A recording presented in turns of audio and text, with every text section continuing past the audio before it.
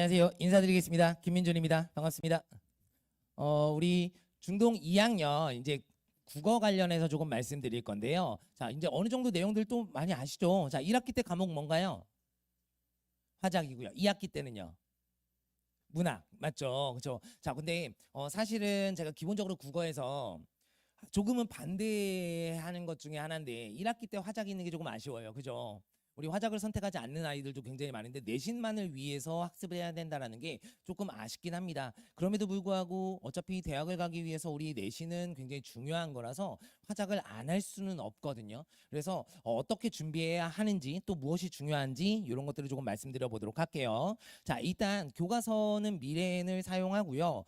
교과서 외에서 자, 우리 고2 모의고사 기출 EBS 연계교재 우리 예전에는요 아예 교과서만 사용하셨었어요. 그런데 교과서 내용이 화작이 굉장히 충실하게 내용을 담았을 리가 별로 없어요. 그리고 현실감이 굉장히 떨어져요. 그러니까 무슨 얘기냐면 수능에 출제되는 지문과 괴리가 굉장히 크다고요.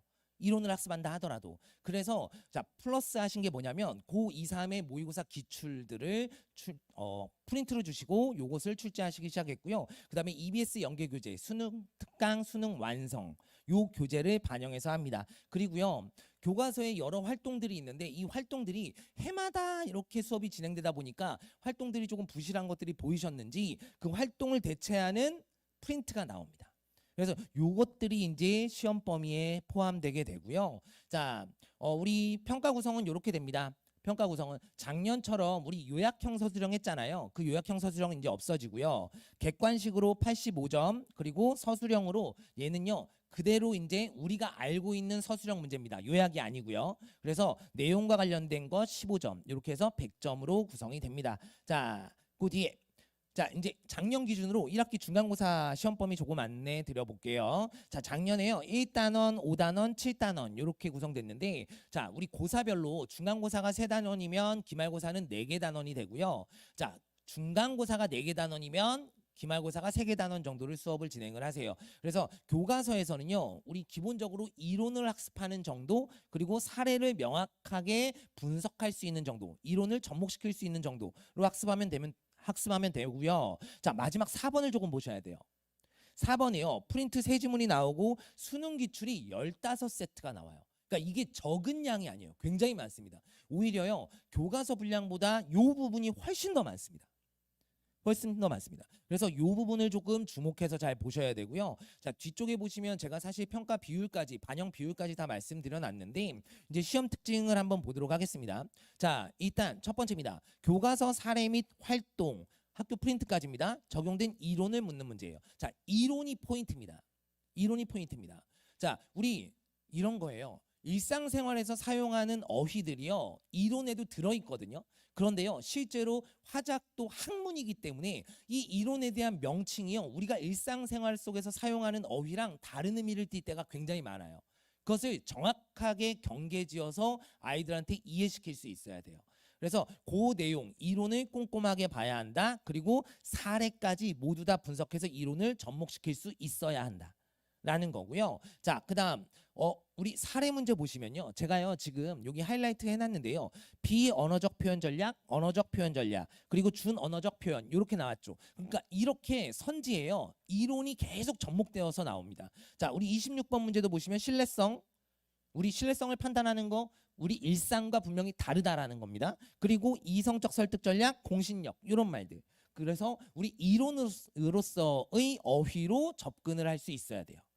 그래서 이것들을 명확히 알고 있어야 선지를 판단하는데 어려움을 겪지 않는다라는 거고요. 심지어요. 서술형 이건 재작년 건데요. 자, 우리 서답형 3번 보시면 나전달법으로 바꾸어서 표현해 보래요. 근데 나전달법이 명확히 뭔지 모르면 아예 서술형을 못 쓰는 거예요.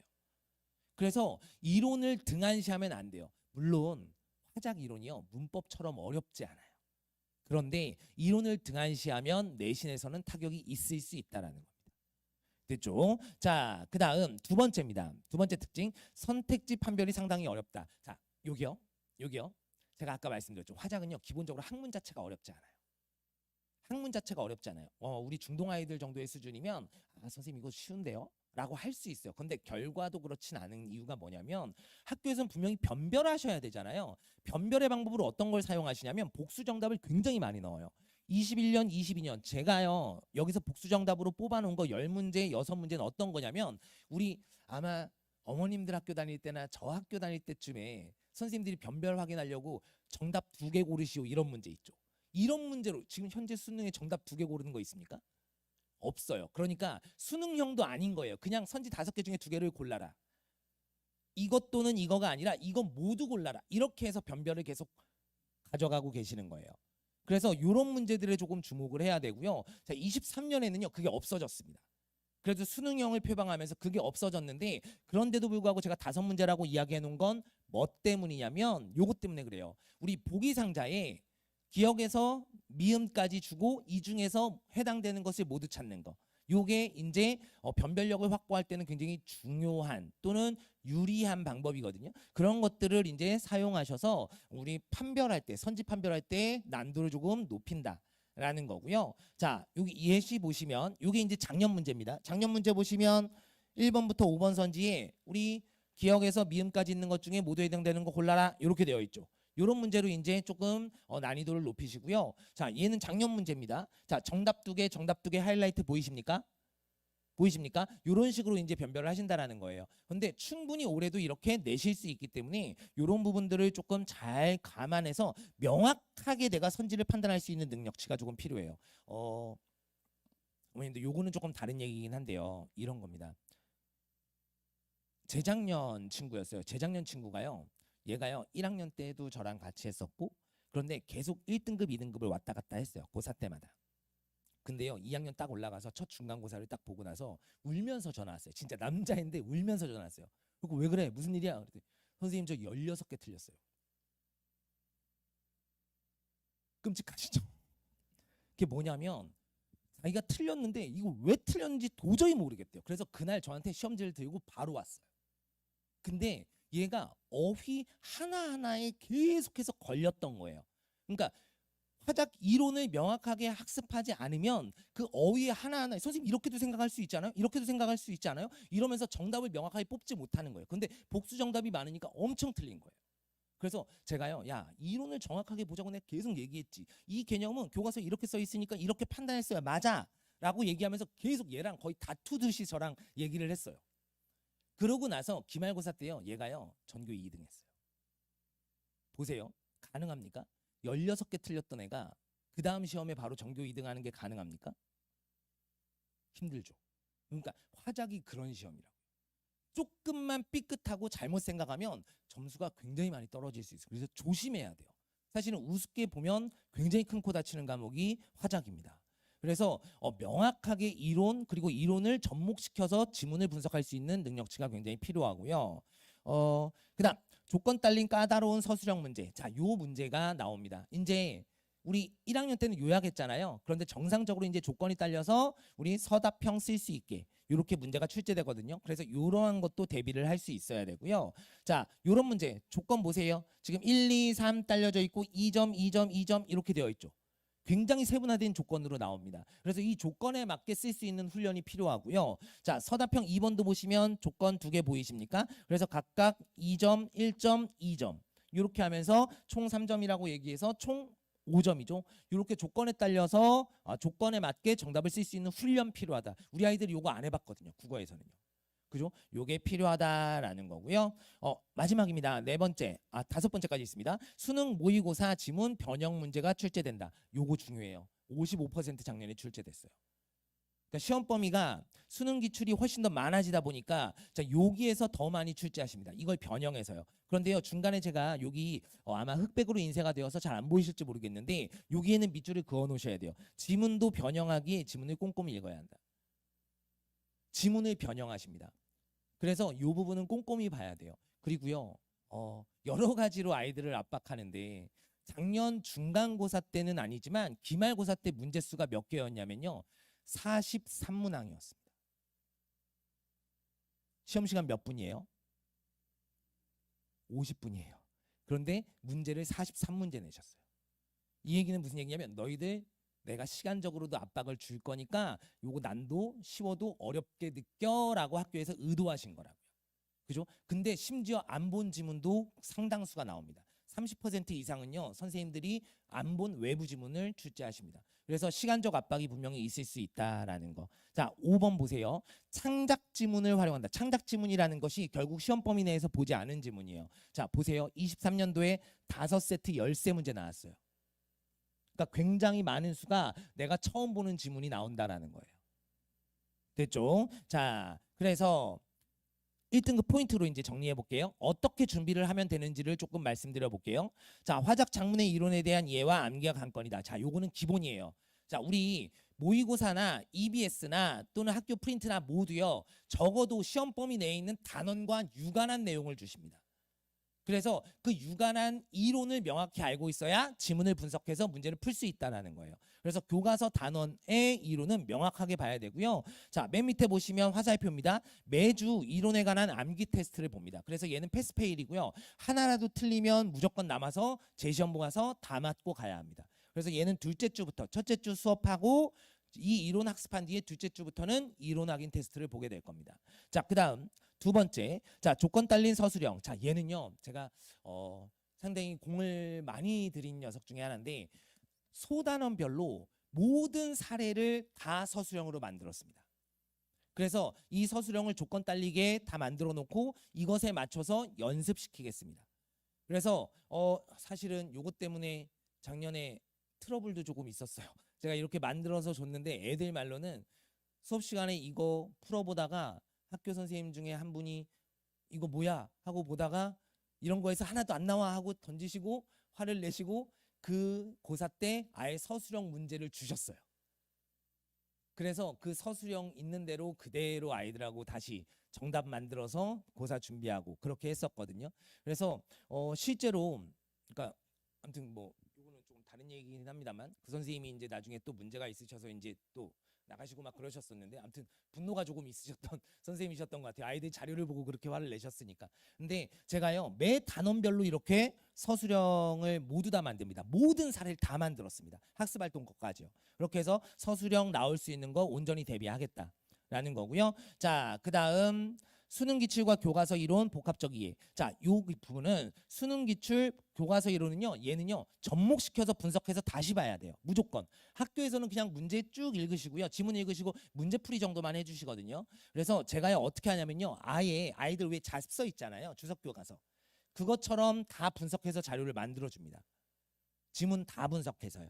그러고 나서 빈칸까지 뚫어서 이 부분에는 이런 내용이 접목되는 거야 라는 거 모두 다 매칭시킬 수 있도록 그렇게 훈련시키도록 하겠습니다. 그래서 분석 자료로 아이들하고 수업도 진행하고 그걸로 인해서 아이들 접목 체화시킬 수 있도록 과제까지 내줄 겁니다. 자, 그다음 교과서 사례 완벽 파악. 자, 요거는 동그라미 쳐놓으세요. 주석 교과서하고요 지도서에 나오는 활동 내용까지 모두 다 봐야 됩니다. 다시요. 자, 주석 교과서 지도서에 나오는 활동 내용까지 모두 다 봐야 됩니다. 자, 이건 왜 그러냐면요. 아까 제가 창작 지문 나온다 그랬잖아요. 이 창작 지문으로 교과서 말고 교과서의 활동 내용이 굉장히 많거든요. 여기에 있는 주석 교과서와 지도서에 있는 사례를 변형해서 내시는 경우가 굉장히 많아요. 그래서 주석 교과서 지도서에 있는 활동 내용까지 모두 다 볼 수 있어야 됩니다. 실제. 그래서 그 부분까지 제가 모두 다 빈칸 적용해서 아이들하고 이론 접목시킬 수 있도록 모두 다 나눠줄 거고요. 자, 그다음 다섯 번째입니다. 학교 프린트 이론과 접목해야 된다. 마찬가지예요. 학교 프린트도요. 제가요 이론 접목해서 잡서처럼 다 만들어 줄 거고요. 그거에 따라서 빈칸으로 또 채워할 겁니다. 자, 그런데요. 보세요. 얘는요. 교과서에 있는 활동 사례가 선생님이 마음에 안 들어서 다른 활동으로 바꿔주시는 거거든요. 근데 이게 굉장히 길어요. 어떤 때는요 소설 또는 어떤 때는 수필 같은 것들을 쭉 그냥 길게 전문으로 주실 때도 있어요. 그러면 그것들을 모두 다 분석해서 어느 부분에서 시험이 나올지 요걸 잘 체킹을 해야 합니다. 그래서 기본적으로 암기 테스트 같은 경우에 매주 패스페일이고요. 그리고 단원별로 모의고사를 치를 겁니다. 그래서 모의고사 우리 반별 등급까지 나눠서 다 이렇게 메시지로 넣어드릴 거고요. 그 다음에 매주 확인 테스트 보고 점수 확인해 보실 수 있게 이렇게 드리도록 할 겁니다. 그래서 이렇게 네 가지로 제가 뽑아놨고요. 요건 한번 읽어보시면 되겠고, 제가 22년하고요, 23년하고 시험 치르면 아시죠? 시험 치르면요, 그날 당일날 제가 시험 분석해서 보내드리거든요. 그래서 작년하고 재작년치 정도까지 읽어보시면 이런 식으로 출제가 되고 있구나라는 거 충분히 아실 수 있어요. 그래서 출제 영역, 난이도 그리고 총평까지 이렇게 제가 다 실어드렸거든요. 2년치. 그래서 요거 한번 읽어보시면 좋겠고요. 기본적으로 우리 개강은요, 우리 토요일날 이렇게 아침 그리고 월요일날 저녁 이렇게 주말 수업 하나, 주중 수업 하나 이렇게 있고요. 두 각에서 수업 진행을 할 거고요. 우리 아마 이런 고민을 되게 많이 하실 것 같아요. 1학기가 화작이라서 이거 화작 어떻게 하지? 우리 아이는 엄매를 할 건데, 근데 내신으로서의 중요도는 분명히 유지되고 있잖아요. 그래서 등한시하면 안 돼요. 절대. 아이들도 약간 우습게 생각하거든요. 왜냐하면 수능에도 안 들어간다. 나 어차피 엄매할 건데 이렇게 생각하는 친구들이 있고, 그리고 화작이라고 우습게 생각했다가는 첫 중간고사 딱 보면 바로 타격을 입어요. 심지어요. 그게 제가 굉장히 많이 경험해봐요. 아이들이. 그래서 우습게, 그러니까 이론이라고 해도 이론이요. 사실 웃을 때도 있어요. 사과하기 어떻게 사과해야 되니? 감사하기 어떻게 감사해야 되니? 뭐 이런 내용들도 들어있거든요. 너무나 유치한 듯한. 그런데 이런 내용일지라도 학문으로 받아들여서 학문으로 환치해서 학습할 수 있는 능력이 필요해요. 내신이잖아요. 그죠? 우리 내신 시험은 점수를 잘 보기 위해서 학습하는 거잖아요. 그러니까 결국은 조금은 집중해서 그때 긴장도를 어느 정도 가져갈 수 있느냐가 관건인 것 같아요.